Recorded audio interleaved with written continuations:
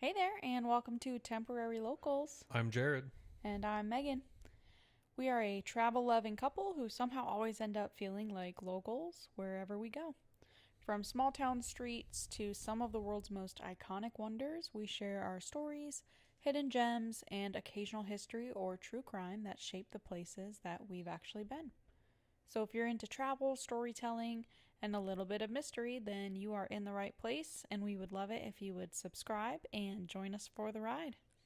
This week we're taking you to Egypt. Yes, super exciting episode, and I am so excited to dive deep into your trip. But before we do that, we have kind of a current event to share. We have some sticker designs, and we're going to be doing a sticker giveaway. So we have about 5 designs, and we'll post them on Instagram, but just to kind of describe them a little bit for the audio listeners. We have our logo, and then the like Peru and Egypt version of our logo. The one that I call, it's like a badge die cut one. It's got like, palm trees and stuff, and it says travel podcast on it. And then we have one that we just designed that's a passport stamp, and then one that's a fun one that's our sucker for a market one. So, Your catchphrase. yeah, our catchphrase.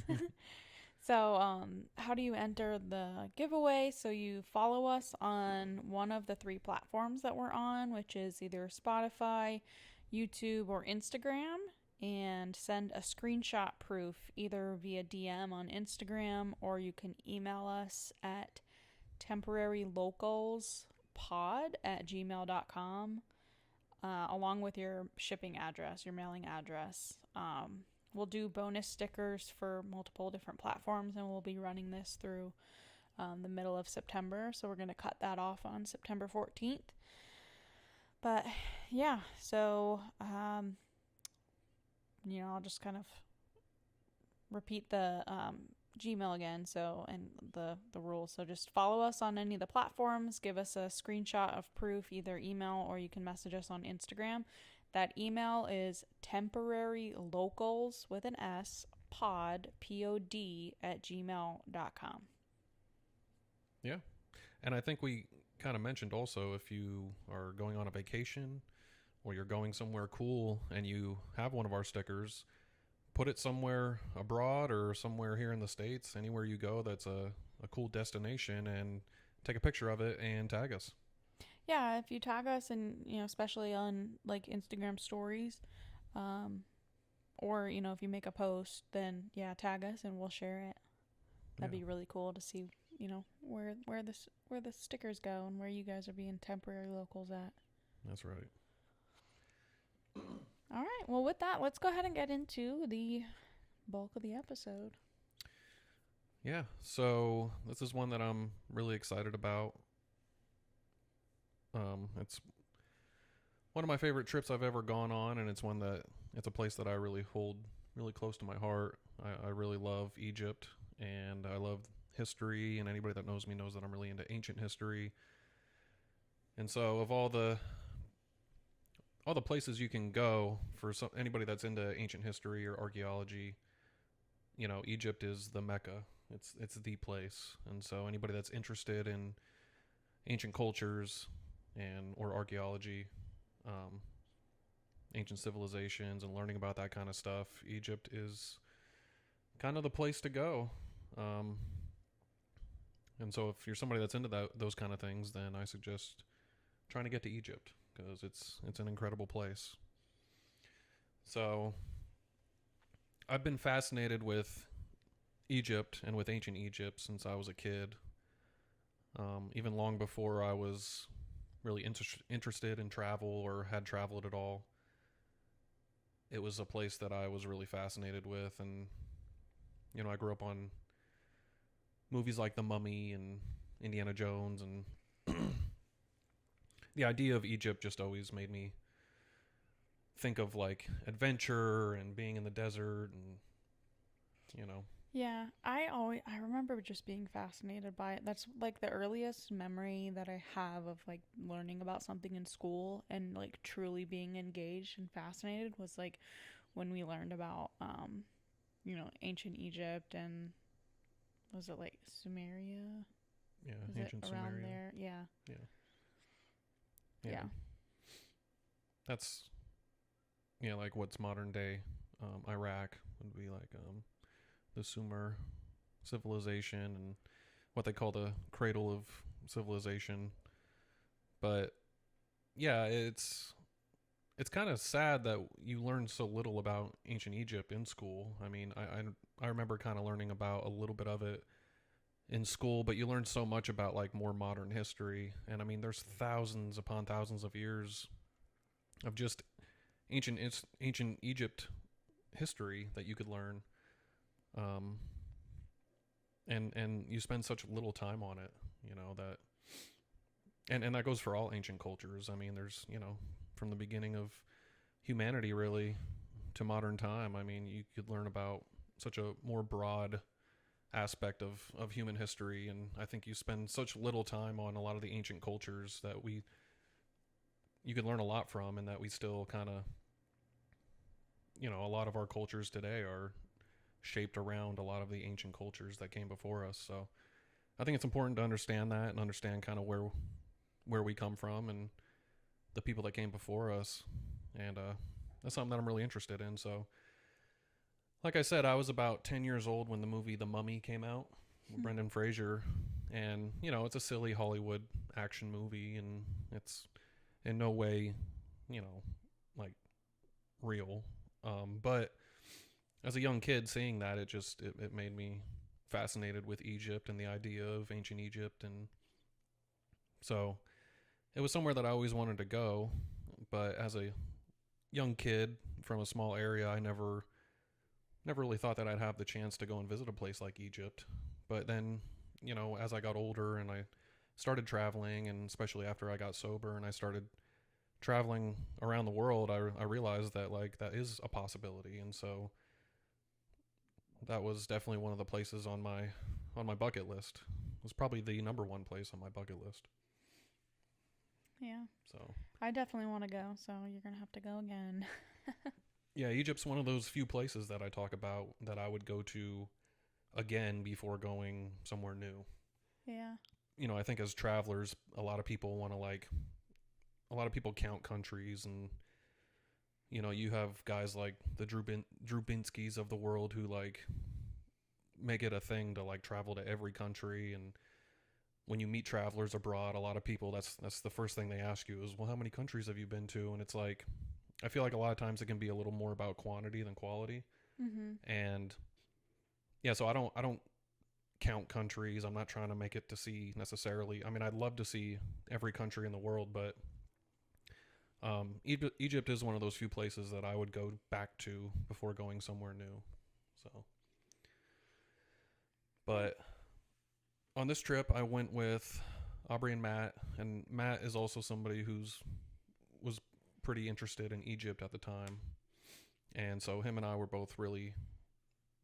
That was something we kind of decided on as somewhere that we really wanted to go because we were both really into ancient history in Egypt. And so yeah, we booked our flights and we flew into Cairo. And yeah, Cairo is a crazy city. I think I talked a little bit in my episode about Thailand about how massive Bangkok was, and getting to Bangkok and kind of just being like blown away by the sheer size of it. Well, Cairo is even bigger, and Cairo is just the traffic, the congestion. I remember driving from the airport through the city, and you're just passing these giant, I assume they're like apartment buildings. They're just giant concrete buildings out in the desert, and you're going past them for like, it feels like forever, and they just go on forever. And so the sheer size of Cairo is just astounding if you've never been to a large city before. And yeah, it's just the traffic is crazy. It's not somewhere that I would ever want to drive. And so we did utilize guides on this trip. I know Egypt's fairly safe, but it is still in a part of the world that does have a lot of problems. And So if you're somebody who is interested in going to Egypt, I would suggest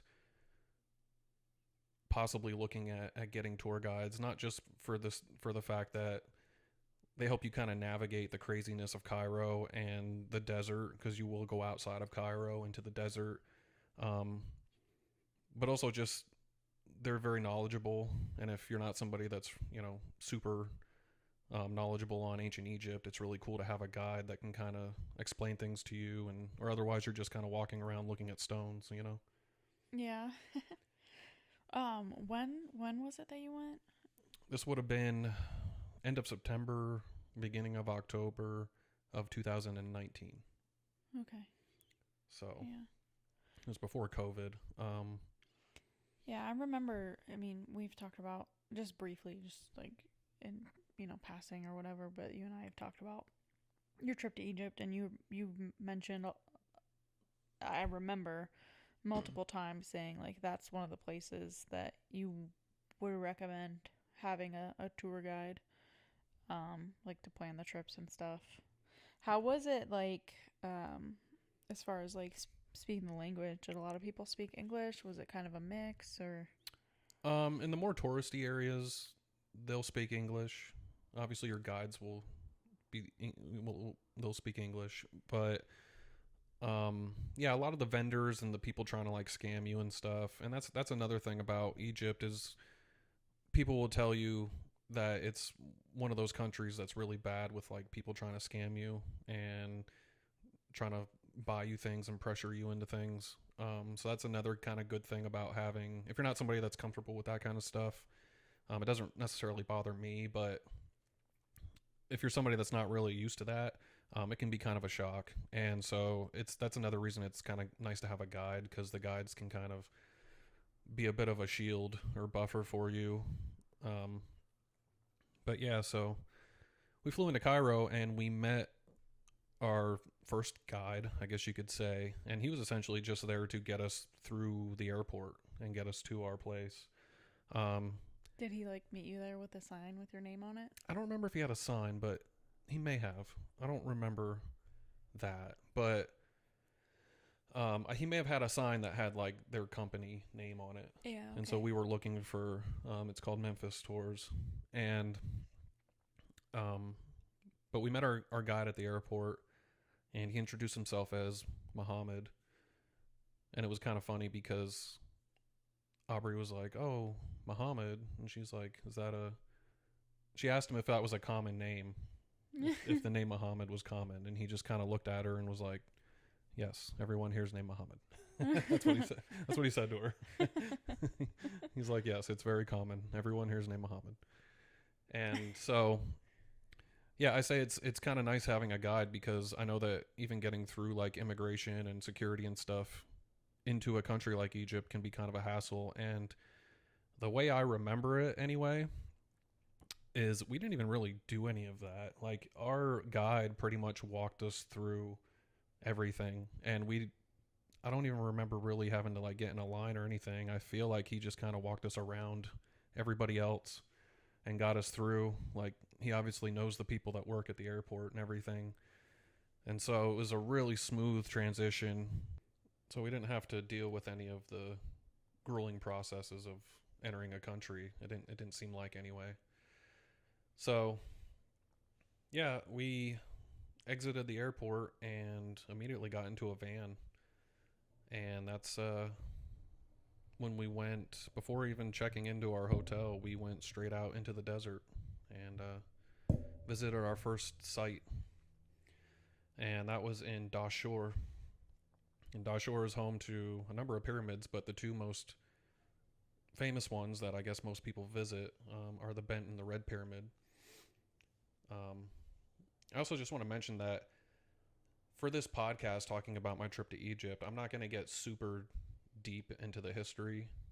I could go into the like ancient Egyptian history side of things for hours. I could do a whole podcast on that alone. So I'm going to keep that to a minimum and kind of just talk about my experiences more.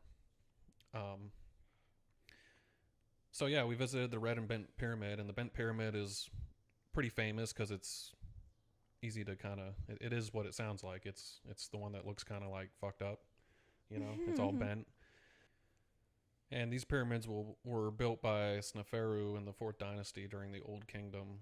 And yeah, immediately getting to these pyramids, we got out of the van and walked up to them. And there was really nobody else at this site. It was pretty much us. We had it all to ourselves. And That's nice. yeah, Do you remember what time in the day it was? I don't. Yeah. It was during the day though. It might have been later in the day, but it was the first thing you notice when you get to Egypt is the heat. I've been to some of the hottest places on earth, and it was a kind of heat that I had never felt before.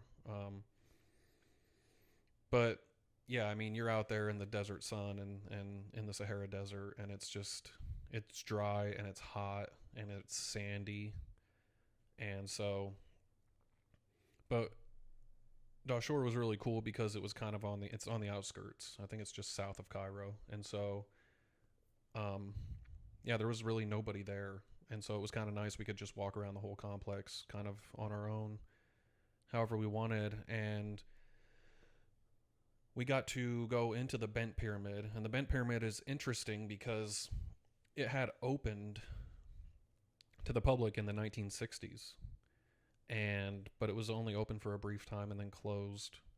And so it had been closed since the 1960s up until 2019. Wow. And they opened it in July of that year. And so I was there in September. And so we were literally some of the first people in the Bent Pyramid for, 50 years, 60 years, whatever that is. And then thousands of years before that. And I'm not sure that they thought it was 100% safe. They had to do more kind of work on it because it is, the construction is kind of messed up, in it. So, did they have to put reinforce some walls or anything? Yeah, I think that's essentially what they did for the Bent Pyramid. But yeah, we got to go inside, and you walk down this little tunnel, little corridor. You have to bend down the entire time. Maybe that's why it's called the Bent Pyramid. Yeah. And got to explore inside this pyramid, and this is within an hour of landing in Egypt. We were inside of a pyramid. That's crazy. How surreal. Yeah. You expect to kind of when we went to Peru, you expect to kind of get there and acclimate a little bit before you go, but no, in Egypt you were like, all right, we landed, let's take our gear and we're gonna go straight to the pyramids. Right. Yeah. Yeah, I like that. I like when I get to a place and you essentially drop your bags and then kind of hit the streets running. So it was nice. It was really cool being inside of a pyramid that was built, thousands of years ago is pretty surreal. It's kind of hard to describe on a podcast or write about. And everything I'm going to talk about today in Egypt, pictures don't do it justice either. And I took some really incredible photos while I was there, but nothing really compares to seeing it in person. And so if you're somebody who thinks that looking at pictures of the pyramids is kind of enough, being there is a whole different thing. So I ended up staying behind and kind of taking more photos inside of the pyramid, and everybody else kind of exited, and they were down at the van with our guide, who was our second guide, by the way, and his name was also Muhammad, so it kind of goes along with the joke. And so everybody else was kind of down at the van, and I remember stepping out of the pyramid and kind of looking out over the landscape, over the desert, and I was taking some photos. I had my Nikon camera with me, and all of a sudden from behind me, a man just kind of appeared from the darkness from inside the pyramid, kind of appeared behind me. Kind of startled me, and this man was dressed fully in full Arab, Egyptian garb, Mm-hmm. and he didn't even have shoes on, he looked like a real local, he lived in the area. And I was taking photos, and he asked me if I wanted to get a photo, if I wanted a photo of myself. And so I was like, sure, you know. And so I handed this guy my camera, this guy who looks like he lives in the desert, you Yeah. know, like didn't even know if he knew what a camera was. I mean, he looked like an indigenous Egyptian local from, you know, who lives in the Sahara. And so I handed him my camera and he took a photo of me and I said thanks and everything. And I went to go hand him some money.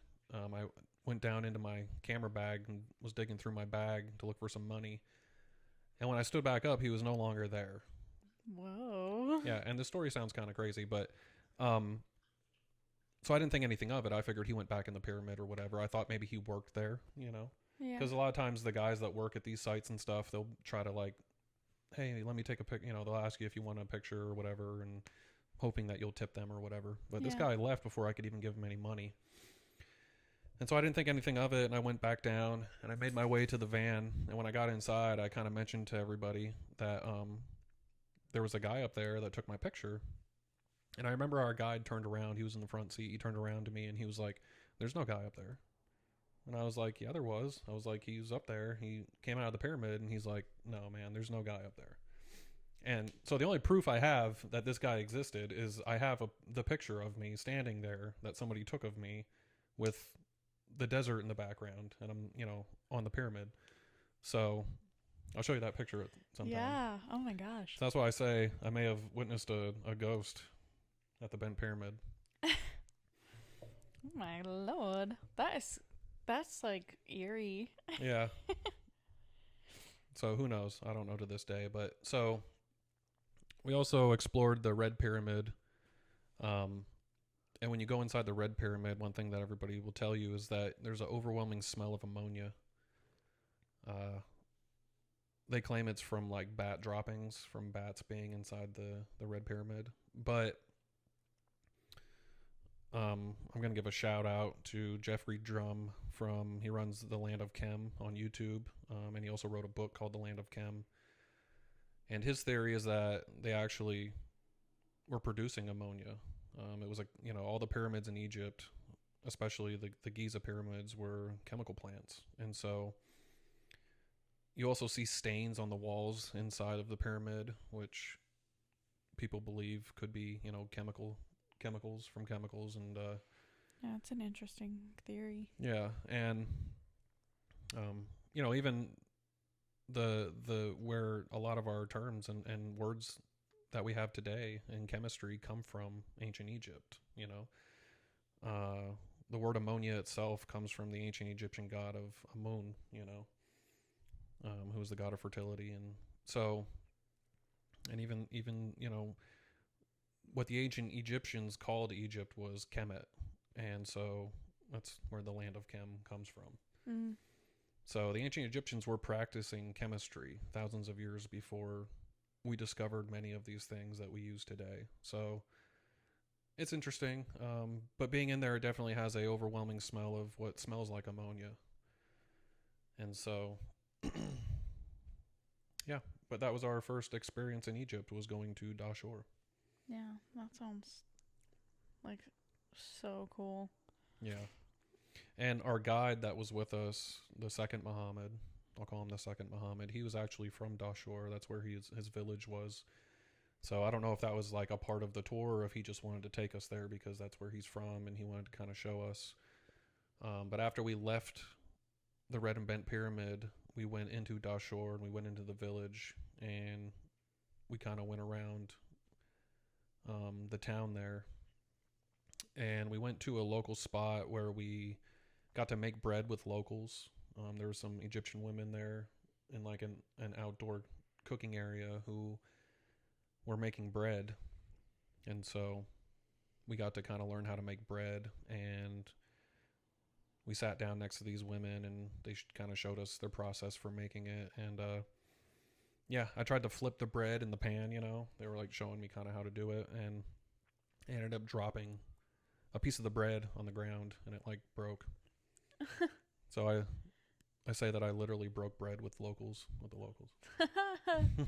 That's funny.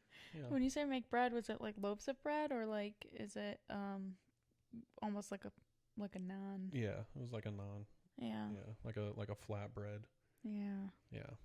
And so I think, yeah, we also had dinner there. So they brought us like chicken and all kinds of food and hibiscus tea and all kinds of like Egyptian cuisine. And that's another thing is the food in Egypt is phenomenal. You wouldn't necessarily think, Yeah. Egypt is like a culinary place, but I love the food there. The food there was all really, really amazing. So yeah, we had dinner there, and then it was time to go to the hotel for the first time. And um, yeah, it by the time we got to the hotel, it was dark out. That's how long we were out during the day, and so we were all really exhausted. And the hotel we were staying at was right across the street from the Giza complex. So we checked into the hotel and kind of dropped our bags and relaxed for a bit. But then I remember I went out on the back side of the hotel, and there was a staircase that went up to the roof.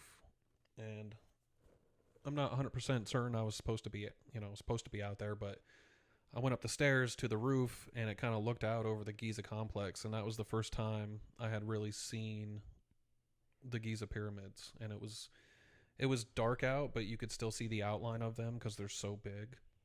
And yeah, I remember just looking out, and the city of Cairo is just lights, and it's such a massive city. But then you just have this like dark area of the Giza complex, and you can make out the figures of the pyramids. And that was a really incredible experience because I knew that the next day I would be going there to see them. Oh, yeah. And so it was really exciting, and it was hard to sleep that night despite how like exhausted we all were and how tired I was. Like just the excitement of knowing that I'm going to visit one of the most incredible things ever created by humanity the next day. It was hard to sleep that night. So, Yeah, I can imagine that.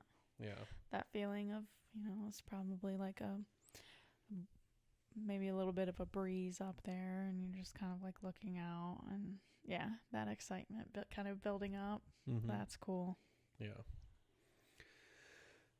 So yeah, that next day we woke up, got ready, grabbed my camera, and I believe we just walked across the street because that's how close we were to the entrance to the Giza complex. So we walked across the street with our guide and went in. And the Giza complex is really cool because you don't have to like stay in any sort of lines, or once you get your ticket and you enter, like you're kind of free to roam it. It's a lot different than like Machu Picchu or some of these other places. And so you kind of have the whole place to do whatever you want. And so we walked all around the Giza complex, and just again, it's almost impossible to really explain on a podcast the feeling of standing in front of the Great Pyramid or any of the three Giza pyramids. Um, it was incredible, you know, Yeah. and just talking about it is it's almost emotional in a way. I know a lot of people go to see them. I know it can be, people say it's touristy, but this is one of those instances where there's a reason why it's touristy. There's a reason why so many people go to see the Great Pyramids, and it's because they are so amazing. And Yeah. yeah, How tall is like one stone? well, they're varied in size. So the Oh, bottom stones, the ground stones are the largest, okay. and they can be about head height, and then as you get up, they can be chest height. But yeah, that's kind of the way it's built. So all the stones are different sizes, but to make up the Great Pyramid, it's 2.3 million stone blocks. That's crazy. Yeah, and the Great Pyramid is 455 feet tall. At one point, it was 485 feet tall, but it lost around 30 feet due to an earthquake. So it's actually shorter than it used to be. Mm. And the Great Pyramid in Giza was the largest man-made structure for thousands of years until they built I believe it was the Eiffel Tower. No, So really. you're talking thousands of years. That was the tallest structure on Earth made by man. Wow. Yeah. And so just trying to explain the scale of it, I mean, it's until you're there and you kind of stand before it, it's indescribable. But all three of the pyramids are really incredible, and um, yeah. So, and you can also go inside and explore the pyramids at Giza too. Awesome. So you just like, is there a fence around it? You said you go and there's an entrance ticket. Like, Yeah, there's an entrance. There's a fence around the main complex. Once you're inside the complex and you get your ticket and you go in, it's just a giant open area, and there's people in there offering trinkets, and there's other people there visiting, and it's like a whole complex. hmm. But you can kind of just walk around. They obviously have put roads in, so there's roads that go around, between the pyramids and stuff. There's camels everywhere. It's got a real vibe to it. Yeah. Egypt itself has such a cool vibe to it, and I feel like they've done pretty well at like keeping it having that vibe. You know what I mean? Yeah. Um, I mean, granted, Cairo itself nestles right up to the Giza pyramids, but you don't even notice the city when you're in there. I mean, it's just That's cool. it's so incredible. Yeah, that's really cool. So like while you're in the city, you can see them and you're aware of them, you know that they're there, but when you're in the complex, you're just like kind of oblivious to the city around you, like Yeah, because you're going staring back in at time. yeah, because you're staring at these giant, incredible feats of humanity. So it's like the buildings behind you don't even notice them, or at least I didn't. Yeah. But one of the main reasons I wanted to go to the Giza complex wasn't even for the pyramids themselves. It was for the Sphinx, and the ancient Sphinx is something it's a real enigma, and um, it's a place that people have debated for a long time, the age of the Sphinx. And I mean, people debate the age of the pyramids too, but the Sphinx, um, I read a lot of books and researched deeply about the water erosion theory of the Sphinx. And for anybody that doesn't know what that means, there's erosion on the Sphinx itself, and they've always claimed that it's from wind and sand erosion. But a man by the name of John Anthony West, who was a Egyptologist, he studied the Sphinx, and he believed that it was water erosion. And so he brought in a man named Dr. Robert Schoch, who was a geologist, and he brought him to Egypt decades ago. And Robert Schoch looked at the Sphinx and concluded that it was in fact water erosion. And this is a man who's a geologist and an expert in his field. And so the fact that, assuming it is water erosion on the Sphinx, that would push the date of the Sphinx back to around 12,000 years ago. Because the last time that there was heavy rainfall in the Sahara Desert that could cause that kind of water erosion would have been 12,000 years ago. Wow.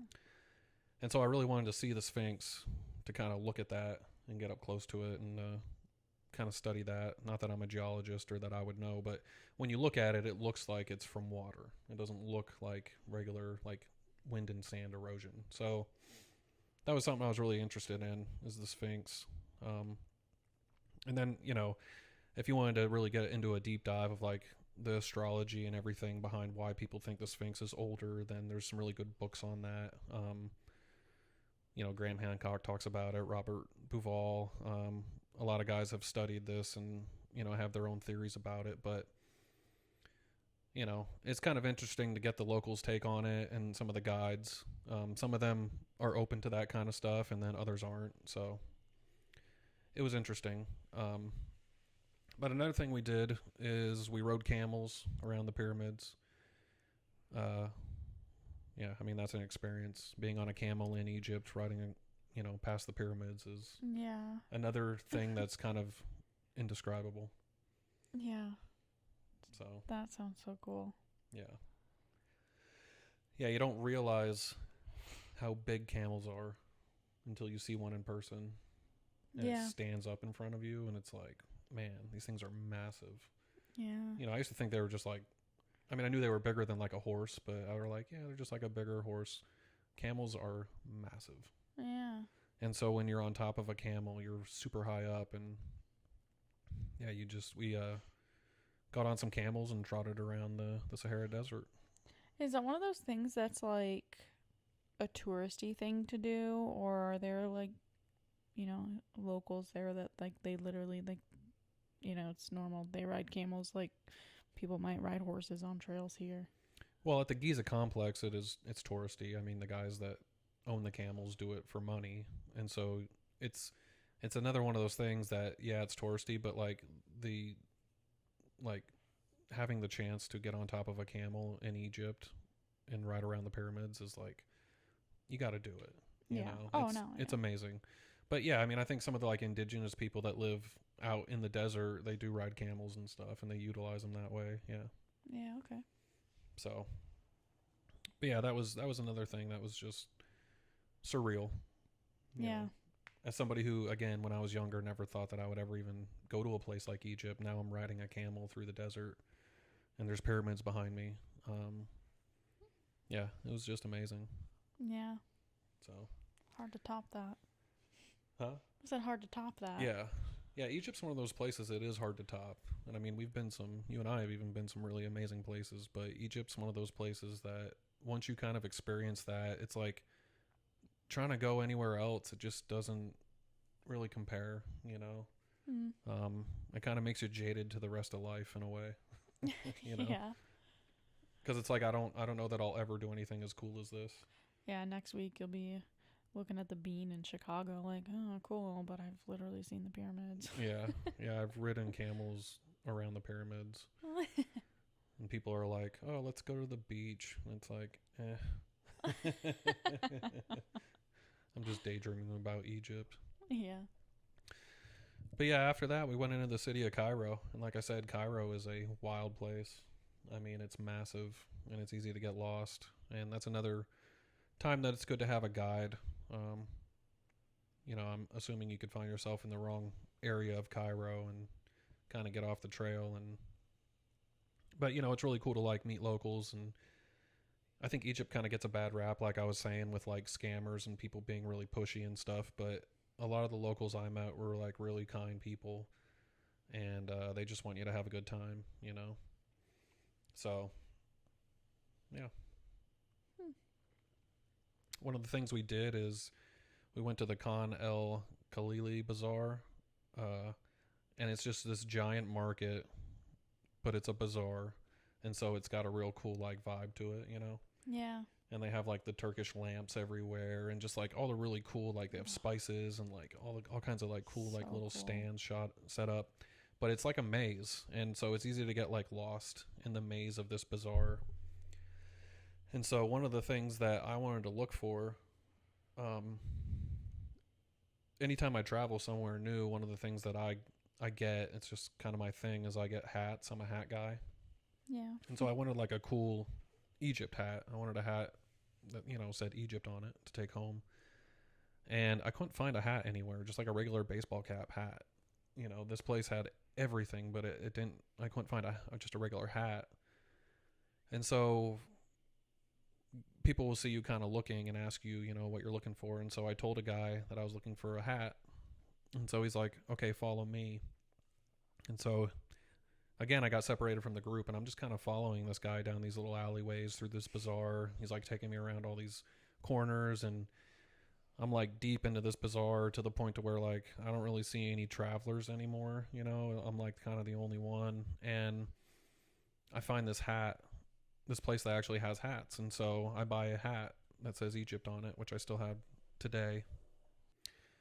And at this point, a lot of the locals and the vendors notice me, and so they start pressuring me and coming up to me, and I'm going through a crowd of people trying to pressure me into buying things. And so it got kind of overwhelming. So I decided to kind of pop into a cafe, and I just picked the first one I could kind of find, the first place to go into to kind of retreat from the street of all these people kind of surrounding me. Yeah. And so I go into this cafe, and Egypt's a very hospitable place. As soon as you walk in as a traveler, they oh, come back here, and so the owner of the cafe ushered me in to this back room, and I sit down, and they're bringing me hibiscus tea, and they're bringing me Coca-Colas, and like offering me food and all the, it's a very, they're trying to sell you stuff.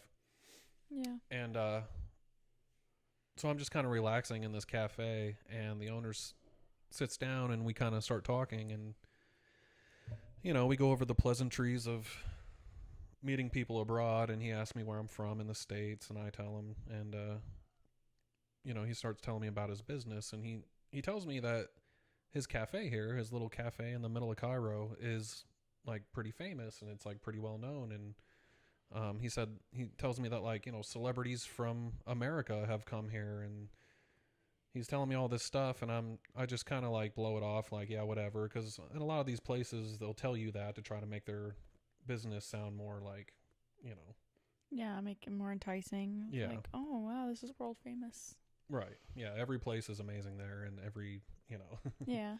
And so he's telling me about like all these celebrities visiting and stuff, and I just kind of am like, yeah, whatever.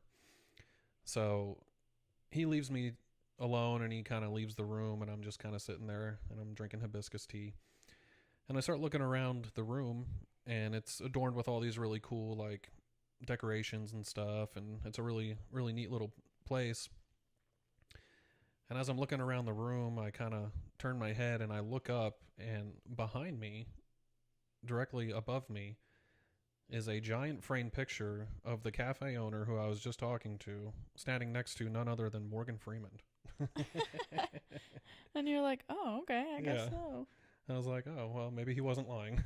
Yeah, that's funny. Yeah. There's a picture of him and Morgan Freeman on the wall. He's like, don't believe me, just turn around. Yeah. Yeah. So That's cool. I ended up leaving that cafe and kind of making my way through the bazaar again and finding the group. And yeah, we left that area of Cairo. And the next thing we did was we went to the Egyptian Museum. And they just recently opened a new Egyptian museum, but at that time it was the old one. And that was really cool. I mean, Egypt itself is a giant open air museum. So to me, going to the Egyptian Museum wasn't as interesting because it's like, I just saw the pyramids, like, Yeah. but it was still really cool.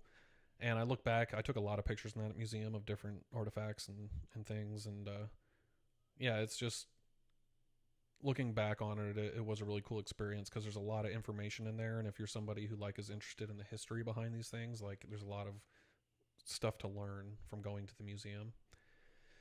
And I saw a lot of really cool stuff in the museum. They had all kinds of like mummified animals, like crocodiles and like all kinds of, Wow. yeah, and people obviously. Yeah. But one thing they had was a mummified dog, and yeah, and the dog belonged to Amenhotep II, and I didn't actually know that at the time, but I found that out later. But it's like a pretty, I thought it was just a dog that they found that was mummified, but it was actually like a royal dog. So Like a random street dog. yeah, I thought it was just like a dog, and they were just like, hey, look, they used to mummify dogs, but it's actually like an important dog. Oh. Well, so maybe they didn't mummify dogs, but they did that one because he was royal? Right, yeah. Yeah, okay. But I think they mummified a lot of things, and so, it was something that they practiced, so... Yeah, it was interesting, and so the museum was really cool. But we did a lot of things in Cairo, and we did a lot of things in that area. But the second half of this trip was pretty much going to be spent on the Nile River. So to get where we needed to get on the ship, we flew to Aswan. And Aswan is a really cool city, especially at night. They call it almost like the Las Vegas of Egypt. It's kind of like a party city, I think. Oh. Yeah, so, and another place that we went that I was really interested in was Abu Simbel. And so Abu Simbel is all the way down at the bottom of Egypt. And so we flew to Aswan, and then from there we left Aswan and we drove through the desert. And when I say through the desert, I mean the vast Sahara Desert down towards the Nubian Desert. And you're just driving forever. I mean, it was hours to get to Abu Simbel. Is it really flat? Yeah, it's fair. Yeah, it's flat Yeah. and it's just sand. I mean, there's one highway that we were on, and it was just no turns, and you're just driving through the desert forever, and it's so hot outside. Wow. And as we're driving along, our guide for this portion of the trip was a Nubian guy, so he was actually from this area, and he was from down towards like Sudan. And you see like these like little villages of people, these like nomadic people that live out in the desert as you're driving through. And we were here in September and October, and it was like brutally hot. And so he pretty much said like, yeah, normal people can't live out in the desert. These people have like adapted to this over time. Whereas like if you and I tried to live out in the Sahara Desert like that, we would die. Wow. It's that hot. And so yeah, we it was a long trip though to get to Abu Simbel. It's all the way at the bottom. And at one point we stopped at this little shack on the side of the road, and we had a tour guide and we had a driver, and our driver's name was Hassim. Not Muhammad. No, not Muhammad. It was only the first two guides that were named Muhammad. Okay. But yeah, Hassim was like he almost looked like a gangster type dude. He had like a scar on his face, and he wore like a tracksuit. He almost looked like a Russian gangster, but he was like Egyptian. And he was just like a big brute kind of guy. Yeah. And we stopped at this like shack on the side of the road that literally was like a shack, but they had like bathrooms, and they had like the beads for the door that you walk through. There was like a donkey out front, like Yeah. you're out in the desert. Yeah. But they had Coca-Cola. Oh, nice. I remember I got a cold Coca-Cola. Was it in a glass? No, it was a bottle. Oh. It's like the Egyptian version of Coca-Cola. Yeah. Which is better than what we have here, like every Coca-Cola around the world, Yeah. So, yeah, and I took some really cool photos of like at this point, because I walked out of the shack and I kind of stood in the middle of the road that went through the desert, and I got some really cool like desert shots of like the road. Yeah. And yeah, I remember seeing a mirage. And up until this point, like growing up and stuff, I always thought mirages were like, I thought you saw them because, in movies and stuff, it's like you're walking through the desert and you're like dehydrated and kind of delirious and you see a mirage. Yeah. And so I always thought that's what a mirage was. But it's like, no, a mirage you can see at any time. Like, yeah, it doesn't matter, like, And so I looked out into the desert and I saw water, and the guide pointed it out to us, and he's like, hey, look at that lake out there. And we're like, yeah, we see, the lake out there. There's like a little like thing of water. And he's like, nope. He's like, that's a mirage. He's like, you're looking at a mirage right now. And we're like, damn, like it looked like water. Yeah. So what is it then? Is it just like, it's just the way the heat in the desert, and I mean, I don't know. And like the light hitting. Yeah, the way the light hits the sand, it just it gives it the. I don't know. I feel like I've seen that here. I mean, in the States, like driving, if you're on like a road and it looks like a section of the road is wet, and then you get closer to it and it's not. Yeah. Is that a mirage? I guess so. Yeah, in a way. But it didn't look like a lake. Yeah. No, this looks like a patch of water out in the sand, but it's not actually water. And so I again, I didn't realize that. I thought a mirage was like you are walking for days and you're hallucinating from like being so thirsty and dying. Yeah. But you can, I did too. That's what I thought a mirage. I thought that's like when you saw them. Yeah, no. Yeah, I was looking at a mirage, so that was interesting. And we so eventually we went to Abu Simbel. And Abu Simbel is like one of the more famous, I guess, sites in Egypt, aside from obviously the pyramids and the Sphinx. If you look at pictures of Abu Simbel, you've probably seen it before. You've probably seen photos of it before. It's a really impressive place. And it was built by Ramses II for himself and his wife, Nefertari. I actually have a scroll behind me right now that I got in Egypt of Nefertari and Horus, and he's leading her to the underworld. So that was a really cool place, and it's a place I definitely suggest. It's very out of the way, obviously. It's all the way at the bottom of Egypt, but it's definitely worth flying to Aswan and then taking that trip through the desert to go see it. Yeah. And so some of my favorite photos I took in Egypt are of that temple. And it wasn't super busy either. I've seen other photos people have taken of Abu Simbel where there's a lot of people in the way. Ours wasn't. Our day there, it wasn't really like that. It wasn't too bad. So, and you can also go inside that one too. They actually had to move the entire temple because of the rising Lake Nasser. When they created the Aswan, they created a dam, the Aswan High Dam, and so the lake rose, and they had to, like, different governments from around the world actually came together with the Egyptian government, and they like disassembled the entire site and moved it. Wow. I think they moved it a few hundred yards away, so that it wouldn't get flooded, and they put it back together meticulously. Wow, that's crazy. It was like a really awesome, like, thing. Yeah. I don't know why that reminds me of us talking about is it the sphere that they had to like fly in a crane and I think they shipped the crane across the ocean on a ship. Yeah, and then they had to drive it from California to Vegas on like 100 different 18-wheelers or something. Yeah. And then they needed a separate crane to put the crane together to build the sphere. Oh, that made me think of that. Just like moving a massive thing. Yeah.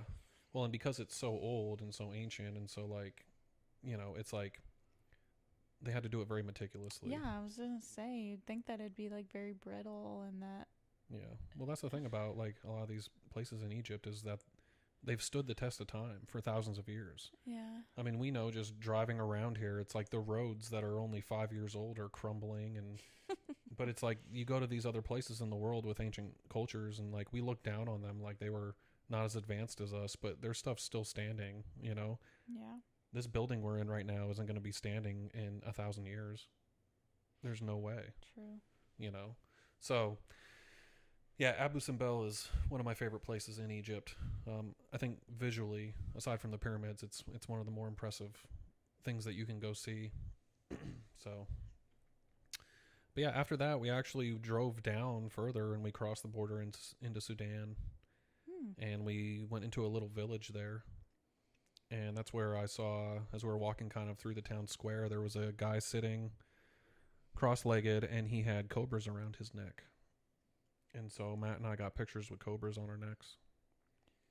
And they're venomous, yeah? Yeah. And that's and there's no hospital around here, trust me. I mean, we're in a tiny village in Sudan out in the middle of the Nubian desert.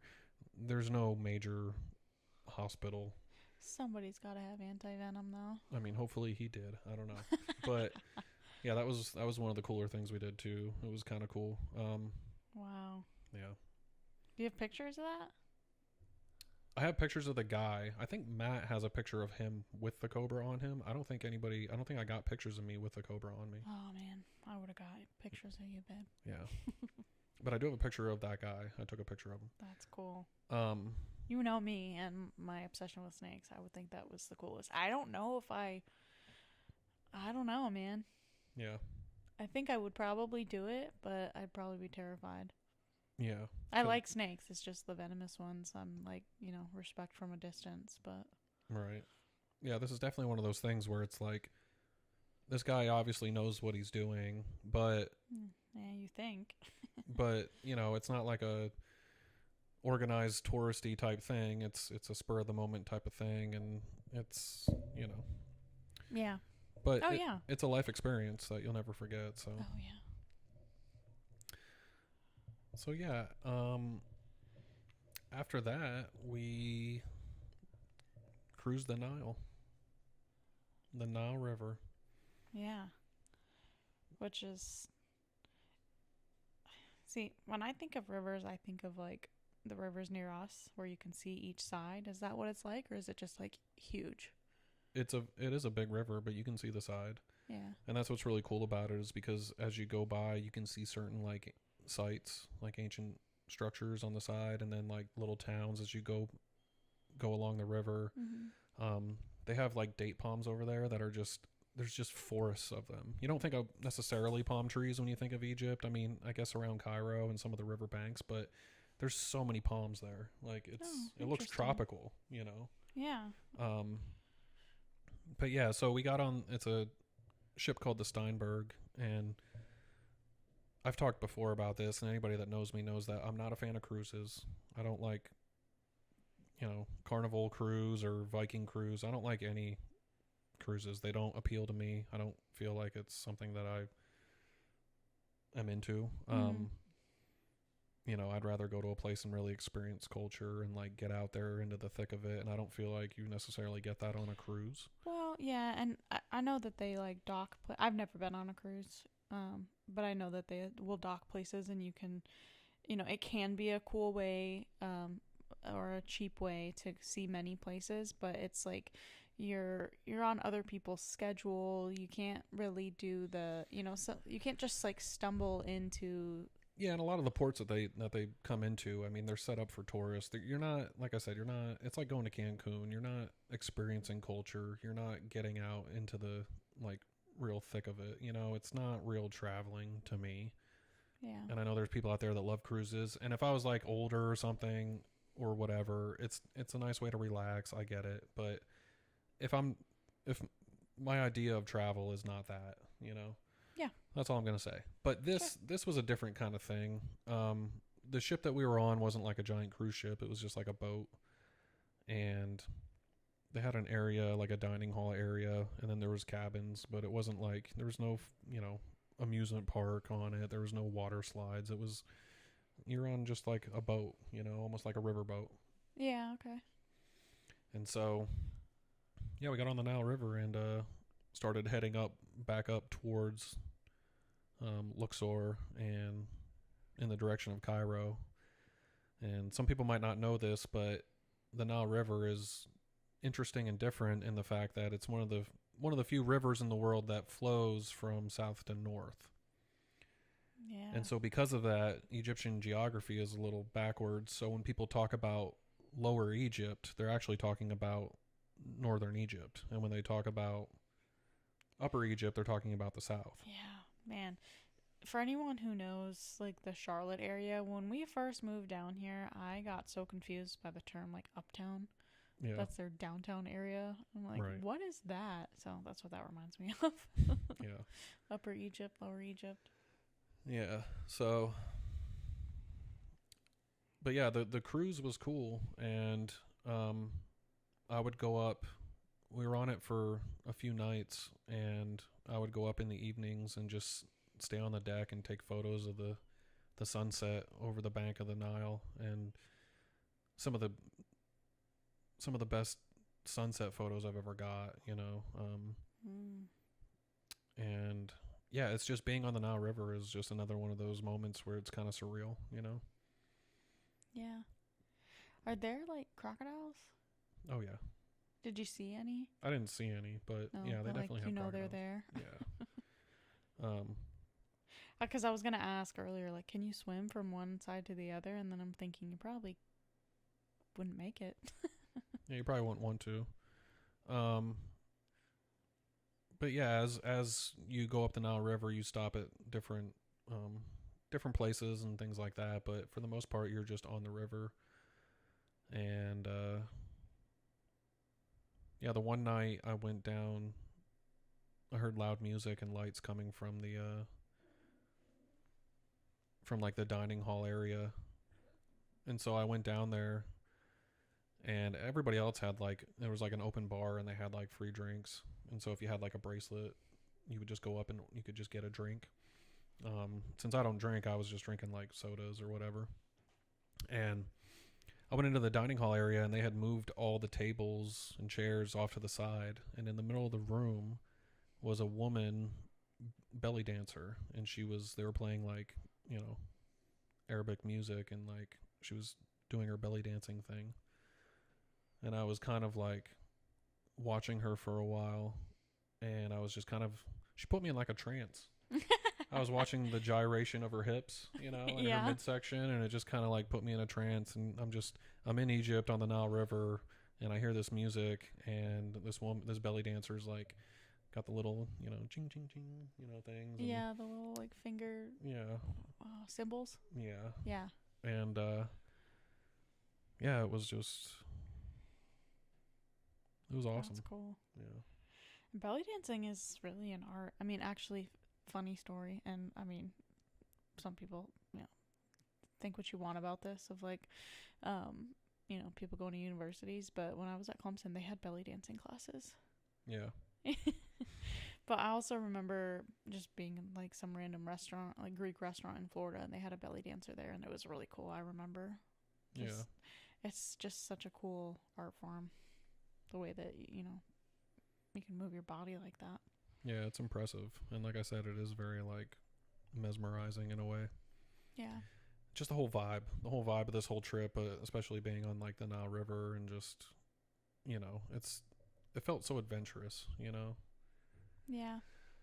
and so eventually we made our way to Luxor, and we got off the boat, and the first place that we visited was Valley of the Kings, and that's where all the Egyptian pharaohs and kings are laid to rest. And so there's a bunch of different tombs you can go into, you can go see. And so we did that. And are there tombs like pyramids? Or no? No, they're like you walk into them, they're just Is it like a mausoleum type thing? Is it above ground or a cave or? they're almost like caves. You walk down into them and they're like in the mountainside, and it's just like giant complex of different tombs that you can walk into. Yeah. Okay. Which is why they weren't found for a long time, but um that's the place where I got the sand from. And so Yeah.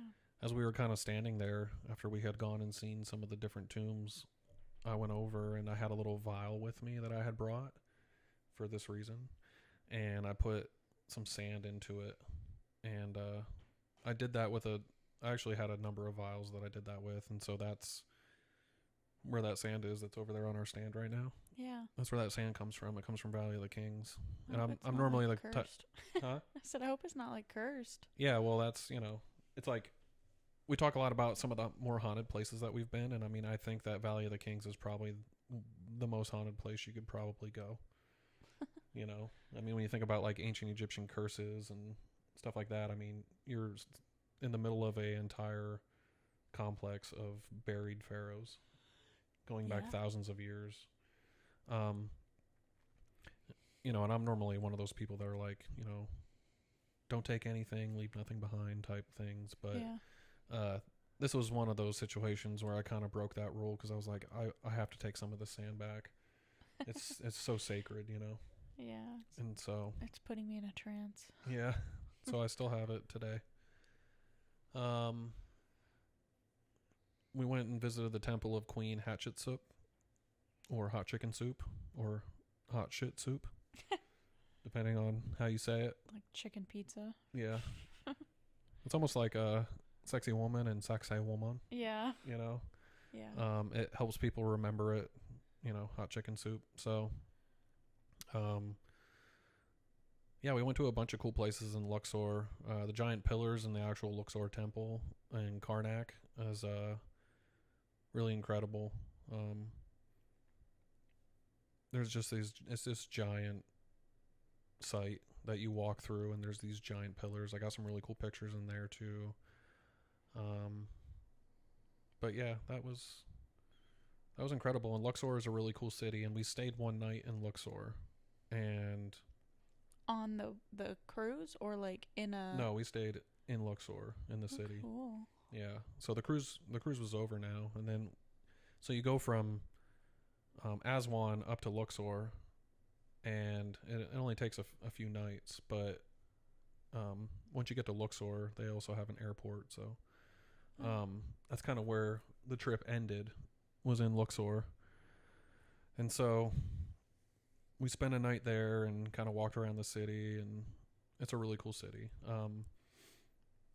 So yeah, it's one of those things where we did a lot on that trip, and I didn't necessarily go over all of it. But there's just so much to see in Egypt, and it's such a massive place. I mean, we could have done multiple episodes on Egypt itself and really got into it, but that's the gist of the trip. So after Luxor, we got back to Cairo. Probably spent another day in Cairo, and then we left.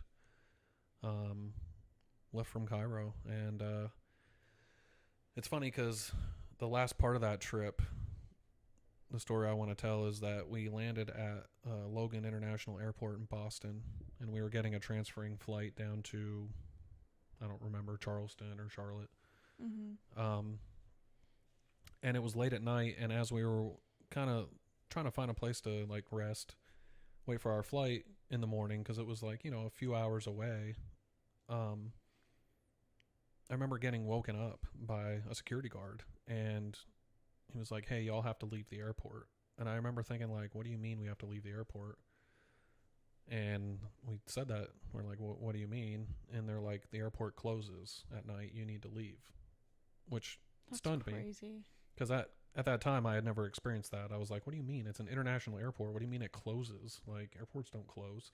Well, apparently some do, and Logan International Airport closes, and I guess you could stay if you wanted to on the other side of security, maybe, but there's nowhere to sleep. There's not even really like anywhere to stay. So yeah, we got kicked out of the Logan Airport in Boston at like, whatever it was, 1 a.m. or whatever.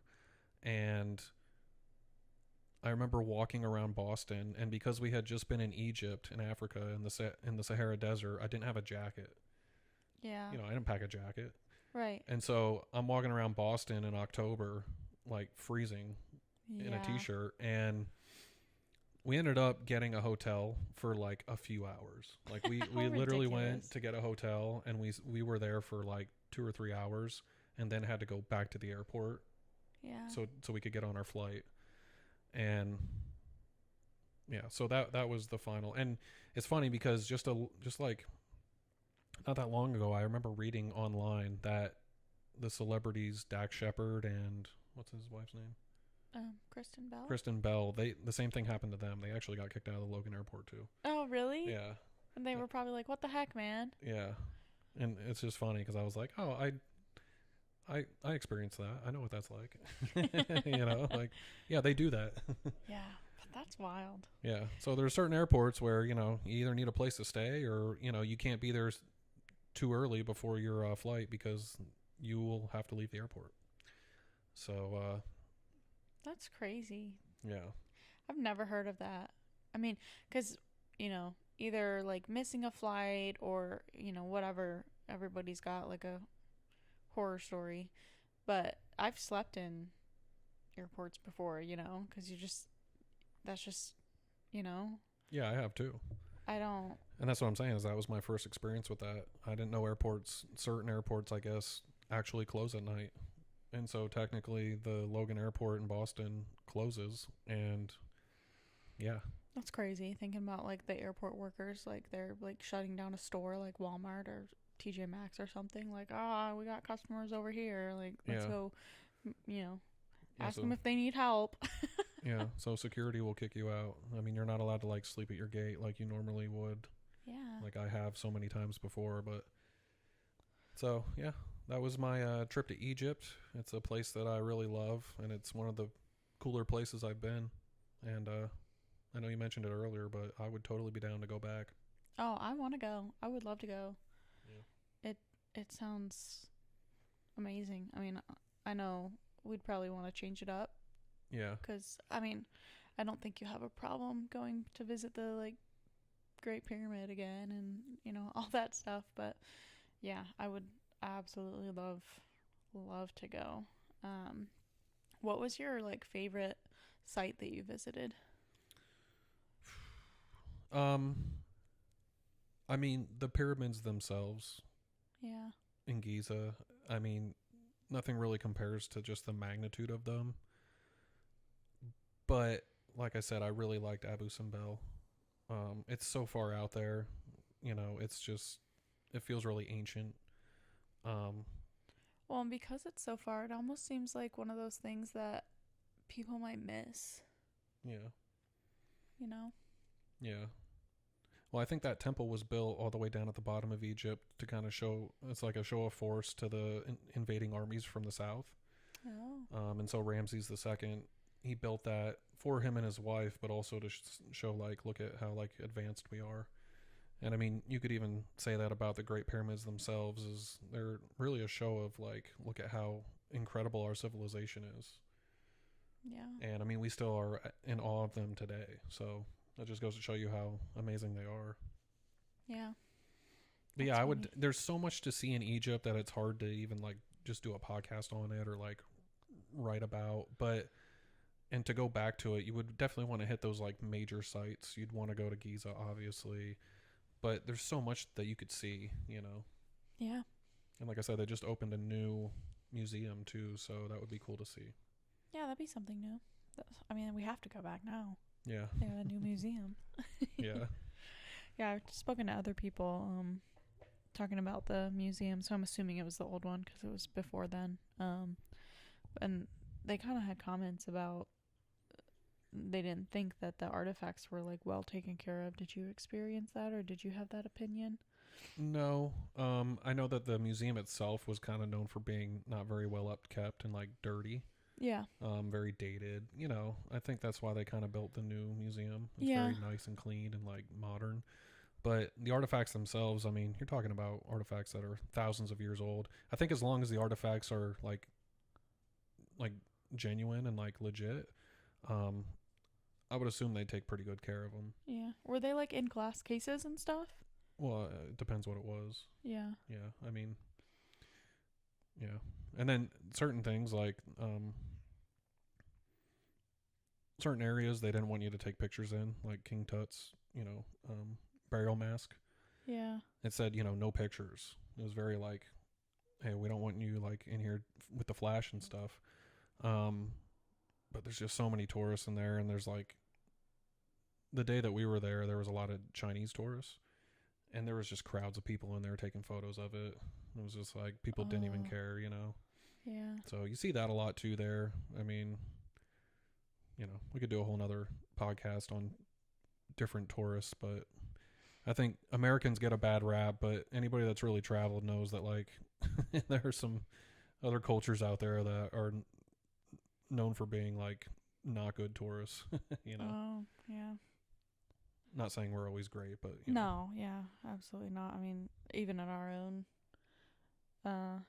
country, people don't respect things. There's like, remember in Peru there was that sign. You just asked me about it the other day. I forget exactly what it says in Spanish, but basically it's like water is life, don't trash our rivers or something like that. Mm-hmm. But yeah, I do remember seeing that like in Peru. There'd just be like trash. Yeah. And in certain areas, you have to also understand that, like, it's not always tourists. A lot of times it's the locals. Yes. And that's something I experienced when I was in Hawaii. And, we'll do an episode on Hawaii, so I won't get super into it. But it's like, they talk about, like, mana and, like, respecting the land. And, like, they're super proud of where they come from. But you walk around certain areas of Hawaii, and it's like there's garbage everywhere. There's homeless people. And it's just like, that's not from tourists, that's locals doing that, and so it just kind of was surprising to me because you would expect the people in these places to like want to take better care of their areas. But well, that's one thing when you travel, regardless of the language that you speak or whatnot. But and I saw this in Peru, it's like the same people are everywhere, if that makes sense. Like the same types of people are all over the place. So there's people that, really respect and love their home. And then there's people that just, they don't really care and they, disrespect their surroundings. Yeah, I think when you go to like certain places, you have to understand that like it's not like here. I say it's not like here in the States, but I mean, you can go to any major city in the United States and there's trash and homeless people and there's a lot of problems. So I don't think it's anything, but I talked to a lot of people that like were in Cusco, for example, which you and I loved, and I thought it was a beautiful city. And I've heard people say like, oh, there's so much trash everywhere. And it's like, it's a different, you're in South America. Like it's, Yeah. I do remember seeing trash. I think we were just so mesmerized, like we didn't see. We are like blind to it. Not right, blind, like we did notice it. There was times where we were like, "Wow, there's just like piles of trash there." right. Well, and Egypt's that way too, is like, it's, you're in a, They just have different sanitation systems if they have those right. systems at all. But Yeah. it's different than in the U.S. Right. Different standards, but Yeah. So yeah, that was my trip to Egypt, and yeah, it was amazing, and I talk about it often. I took some really amazing photos, and if you're interested at seeing any of them, then maybe we'll put some on the Instagram page. yeah, we will for sure. Speaking of the Instagram page, I just want to circle back to the sticker giveaway. So there's about 5 or 6 designs. I'll post them on Instagram, a separate post from this post, like of the Egypt episode. But just a reminder how to enter. Just follow us on any of our platforms that we're on: Spotify, YouTube, Instagram. Send a screenshot of the proof via DM or email to TemporaryLocalsPod@gmail.com. And don't forget to send your mailing address so I know where to send the sticker to. We'll do like multiple stickers for multiple platforms if you want to provide that. So just wanted to give that a shout out. But with that, that's it for this week. We'll go ahead and wrap it up. Thank you guys so much for listening. We have, so I just talked about our socials for Temporary Locals, but Jared is on Instagram at rover_stover. And that's also in the bio of our Temporary Locals podcast Instagram. And then I'm on Instagram, TikTok, YouTube, and Facebook as Mego Goes Global. And there's a period between each word. So mego.goes.global. But yeah, thank you guys so much for listening. We'd appreciate it if you would share the episode, like, comment, leave us a review, do all the things. And with that, I'm Jared. and I'm Megan. Thank you guys for exploring with us. Be a local anywhere you go. Bye. Bye.